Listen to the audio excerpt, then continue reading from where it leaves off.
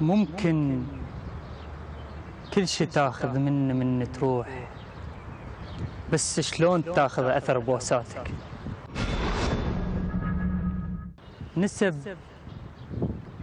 نسب جرح اللي من عنده لحد ما وقلت يا روح شوفي لك، لحد ما احترقت وعطبت كلش، لحد ما تشتم بالشعر عطابلي. الفوز الحقيقي هي المشاركة بهذا البرنامج. راح يذبحني فضولي حتى أعرفك. أنت فلاح الأرض ذيك الكبيرة، أنت ذاك القبل كم عام السنابل كانت بجفك عشيرة. أنت مو ذاك اللي يقول الدنيا صحبتها قصيرة. أنت وجفوفك يشهدن لسه بصمات المساح بجف ديك. أنت والكوخ القصب ذاك الأصيل كان ما يقبل سموم يطب عليك. والله حير أنت هذا ايش غيرك؟ مو ذاك أنت.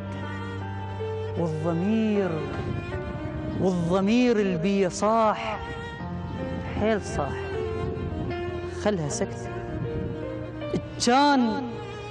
كان حافي يدوس عاقول الأرض بجدامه آخ، هسه يضحك شي ورد ينداس تحته. أنت يا فلاحنا ذاك القديم، بعد كل شي، بعد قاعك، بعد مسحاتك حلالك، بعد فاسك، والأهم من ذن كلهن بعد ناسك.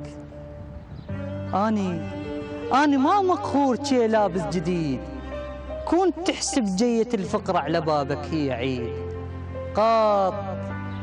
قاط ورباط وكلامك كل شي صاير بالتمام، لكن أترجاك بالباقي القليل لا تصيد بالسما طيور السلام.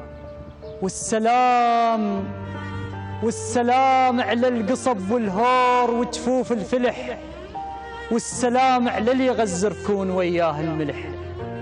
وها رسالة إلك أبعثها أخيرة، إلك يا فلاحنا البعت الحصير. أنت قايلها قبل بس حاب ذكرك خاف ناسي. الدنيا صحبتها قصير، الدنيا صحبتها قصير.